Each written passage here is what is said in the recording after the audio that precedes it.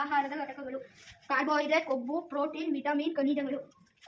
Carbohydrate ಆಲೂಗೆಡ್ಡೆ, ಗೋಧಿ, ಮೆಕ್ಕೆಜೋಳ, ಅಕ್ಕಿ, ಮಾವು, ಕಬ್ಬು, ಪಪಾಯ ಕಾರ್ಬೋಹೈಡ್ರೇಟ್ ಅಲ್ಲಿ ಇರುತ್ತದೆ. ಕೊಬ್ಬು ಬೆಣ್ಣೆ, ಎಳ್ಳು, ಮೊಟ್ಟೆ, ಕಡಲೆಬೀಜ, ಗೋಡಂಬಿ, ಬಾದಾಮಿ, ಕೊಬ್ಬರಿ ಎಣ್ಣೆ. ಯಾವ ಅಂಶ ಇರುತ್ತೆ? ಕೊಬ್ಬು.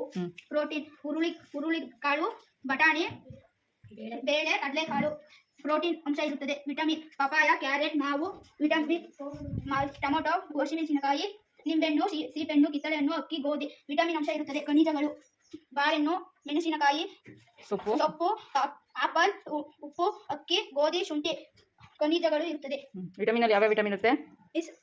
Vitamin A, vitamin D, vitamin C, vitamin D. Vitamin ಅಲ್ಲಿ 4 ಅಂಶಗಳು ಇರ್ತವೆ, 4 ರೀತಿ ಇರ್ತವೆ.